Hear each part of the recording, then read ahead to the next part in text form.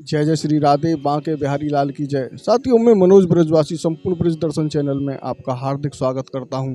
जैसा कि आप सभी जानते हैं, ब्रज 84 कोस की जो परिक्रमा होती है वो इसी विश्राम घाट से होती है। यहाँ पर आप देख सकते हैं, ये है विश्राम घाट।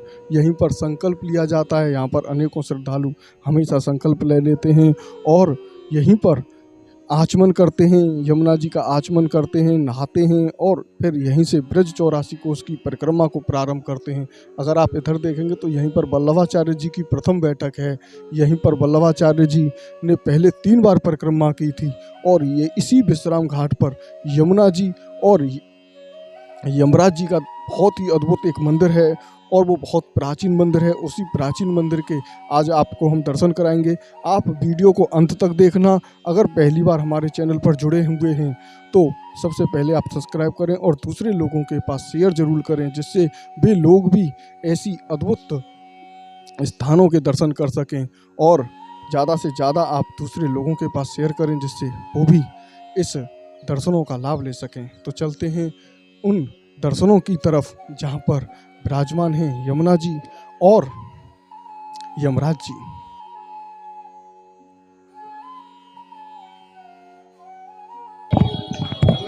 अभी हम धर्मराज जी के एक ऐसे अद्भुत स्थान पर आ चुके हैं जहाँ पर यमराज जी का और माँ यमुना जी का एकमात्र ऐसा मंदिर है जो पूरे विश्व में एक ही है, जहाँ पर यमराज जी और यमुना मैया जी एक साथ विराजमान हैं। तो यहाँ के जो सेवायत जी हैं उनसे यहाँ की अद्भुत महिमा के बारे में आपको अवगत कराएंगे।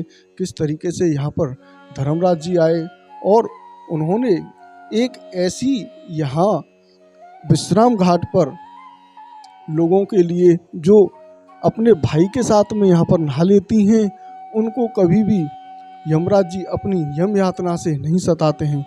तो जानते हैं यहाँ के महाराज जी से इस अद्भुत महिमा के बारे में। श्याम सुंदर श्री यमुने महारानी की जय, धर्मराज भैया की जय। आप सामने जो दर्शन कर रहे हैं चतुर्भुज स्वरूप में माँ श्री यमुना जी हैं। माँ यमुना जी एक हाथ से भैया धर्मराज को टीका कर रही हैं, दूसरे हाथ में कमल है, तीसरे हाथ में संकल्प मुद्रा है व चतुर्थ हाथ में भोजन की थाली है। भैया धर्मराज जो हैं एक हाथ में डंडे लिए हुए हैं और दूसरे हाथ से संकल्प मुद्रा में संकल्प दे रहे हैं। यमुना जी अपने भाई यमराज जी से आग्रह करती थी कि भैया कभी आप मेरे घर पर आओ, मेरे घर पर आओ। ज़्यादातर हम आप जानते हैं कि जो बहन और बेटी होती हैं, माताएं ज़्यादातर अपने मायके में जा कर के भाई दूज का त्यौहार मनाती हैं, लेकिन यमुना जी यमपुरी संयमपुरी नहीं जा सकती।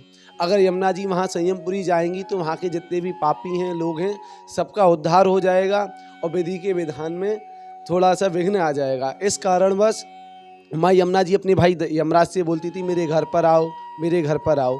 तो यमराज जी हर बार ये कह के बोल देते थे कि बहन कि मुझे पाप पुण्य से जो न्याय है उससे फुर्सत नहीं मिलती है, समय नहीं मिल पाता है।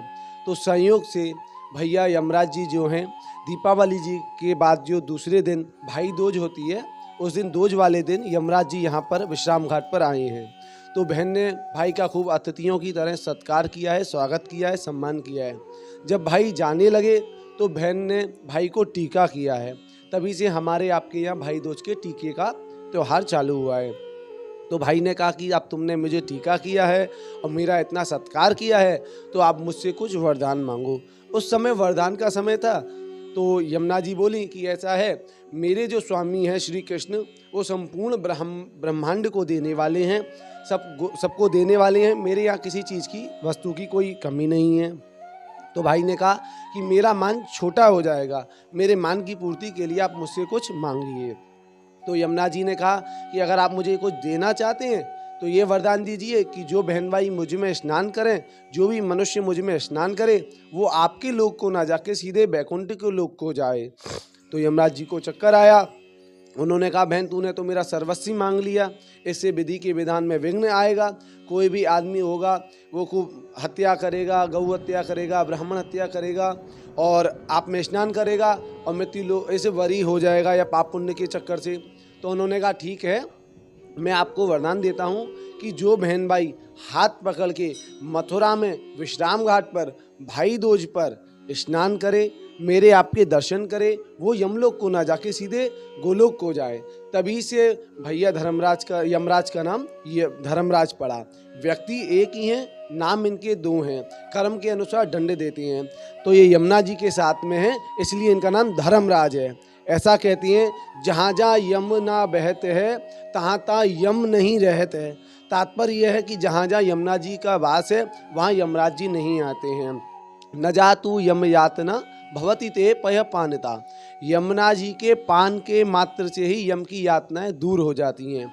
और भाई दूज वाले दिन, उस दिन पूरे कुंभ का जो मेला लगता है वो एक स्थान पर 12 साल में लगता है, अर्थात 3 साल में एक जगह आता है। लेकिन हमारे भारतवर्ष में, हमारे मथुरा में हर साल कुंभ लगता है। भाई दूज वाले दिन लाखों बहन भाई आते हैं और यमुना जी में स्नान करते हैं और बहन भाई के दर्शन करते हैं।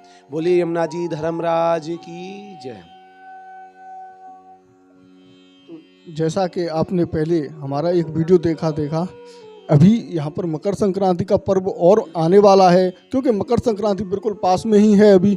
और आप उस जो अद्भुत यहाँ पर मकर संक्रांति के दिन त्यौहार मनाया जाता है, उसमें आके यहाँ पर लाभ ले सकते हैं। तो सेवायत जी से मकर संक्रांति के बारे में विशेष जानकारी आपको देते हैं। यमुना जी धर्मराज की जय। कथा तो बहुत विस्तार से है, पर मैं सूक्ष्म में थोड़ा सा बताना चाहूँगा कि 2 सहेलियाँ थीं आपस में। तो वे बहुत पुण्यात्मा थीं, खूब धर्म कर्म करती थीं। तो एक थोड़ा गरीबी थी और एक बड़ी आदमी साहूकारनी थी। तो दोनों खूब पुण्य करती थीं। संयोग थे जो गरीब जो मित्र थी उन्होंने धर्मराज के लिए मकर संक्रांति पर खूब दान पुण्य किया। दान पुण्य का तात्पर्य है कि हम अपने दैनिक जीवन में जो भी वस्तुएं इस्तेमाल करते हैं, खाने पीने पहनने ओढ़ने XYZ जो भी आप इस्तेमाल करते हैं, वो सारी चीज़ें उन्होंने धर्मराज जी यमुना जी के निमित्त में अर्पण की। तो उनकी जो सहेली थी वो आई, उन्होंने कहा कि तुम क्या कर रही हो। तो जो बड़ी आदमी थी उनका नाम था गुणवती। तो उन्होंने कहा कि तुम अपनी छोटी सहेली से पूछी तुम क्या कर रही। तो उन्होंने कहा कि मैं धर्मराज जी के लिए दान कर रही हूँ। तो उन्होंने सोचा मन में कि मैं बहुत दान पुण्य करती हूँ, अगर इनका नहीं करूँगी तो चल जाएगा। संयोग से दोनों जनी एक ही दिन मरी हैं। मरने के बाद में जब ये धर्मराज जी के दरबार में गई तो चित्रगुप्त ने उनका लेखा जोखा खोला। तो उन्होंने कहा ये दोनों बहुत पूर्ण आत्माएं हैं, लेकिन ये बड़ी आदमी ने इन्होंने आपका दर्शन किया लेकिन आपके लिए कोई दान पुण्य नहीं किया। तो यमराज जी बोले कि ऐसा है जैसे तिजोरी में बहुत सारा धन रहता है और बिना चाबी के नहीं निकलता है। तो चाबी क्या है कि यमराज जी के निमित्त में दान। तो उन्होंने कहा इसने मेरे लिए नहीं किया, तो जाओ तुम इन्हें नरक की यातनाओं को दिखाने के लाओ कि क्या क्या होता है। वह चतुरी थी, उन्होंने कहा अगर मैं देखने जाऊंगी तो मेरा पुण्य छीण हो जाएगा। तो उन्होंने कहा मुझ पे जैसी ये गलती हुई है किसी और पे ना हो, उसके लिए कुछ समाधान बताइए। तो उन्होंने समाधान तो अब कुछ नहीं है, पर वह चतुरी थी, उसने कहा कि मुझे आप जीवन दान दीजिए जिससे मैं आपका पृथ्वी पर जाकर प्रचार प्रसार करूंगी। तो धर्मराज जी को समझ में आया, उन्होंने उसको जीवित किया। जब यहाँ पृथ्वी पर जीवित हुई तो उसने उसके जो घर परिवार के थे वो प्रसन्न हो गए कि हमारी दादी जिंदा हो गई। तो उन्होंने कहा मैं आपके लिए नहीं आई हूँ, सबको यह बताने के लिए आई हूँ कि आप कितना भी दान पुण्य करें, अगर यमराज का आप दान नहीं करते हैं तो वो सब निष्फल है। तो उसने फिर 12 संक्रांति होती हैं, उन्होंने अपने यथासमर्थ खूब दान किया। लास्ट में जो मकर संक्रांति आई है उस पर उसने अपनी यथाशक्ति के अनुसार सेजा फल वस्तु सब दान करके अर्पण किया। अर्पण करने के बाद जब वह मरी तो सीधे बैकुंठ को गई और उसको यम की यातना नहीं झेलनी पड़ी। तभी से हमारे यहाँ मकर संक्रांति का तात्पर्य है कि हम जो भी वस्तुएं यहाँ मतलब यूज़ की है सब दान करते हैं, उसका अक्षय पुण्य मिलता है। उस दिन सूर्य जो है धनु राशि से मकर राशि में प्रवेश करते हैं। उस दिन का दान अक्षय पूर्णिमा के समान, अक्षय पुण्य के समान हो जाता है। तो बोले यमुना जी धर्मराज की जय। जैसा कि आपने यहाँ पर दर्शन किए, अब हम आपको धर्मराज जी के बिल्कुल पास से और दर्शन कराना चाहते हैं, जो कि अपने आप में दिव्य दर्शन हैं।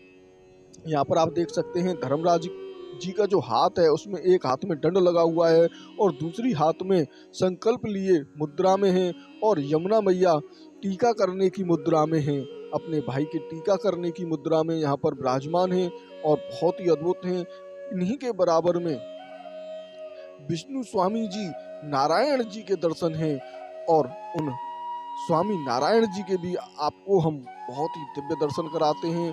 और यहीं पर 10 विद्याओं का भी बहुत ही अद्भुत चित्रण के माध्यम से उनके भी दर्शन हैं। तो बढ़ते हैं आगे की तरफ और कराते हैं आपको उन अद्भुत दिव्य स्वामी नारायण जी के दर्शन। यहाँ पर आप देख सकते हैं ये फल किस तरीके से मिलते हैं उसके विस्तार में यहाँ पर दीवार पर अंकित हैं। और ये आप यहाँ पर स्वामी नारायण जी के दर्शन कर रहे हैं। और ये आप देखें ठंड का बहुत ही ज़्यादा प्रकोप है, इसलिए इनको ढक के रखा गया हुआ है। और ऊपर आप 10 विद्याओं के दर्शन करेंगे। ये आप देख रहे हैं ये 10 देवियों के दर्शन हैं। तो साथियों, आपने ये वीडियो हमारा अंत तक देखा उसके लिए बहुत बहुत धन्यवाद। ज़्यादा से ज़्यादा शेयर करें आप, जिससे कि ज़्यादा से ज़्यादा लोग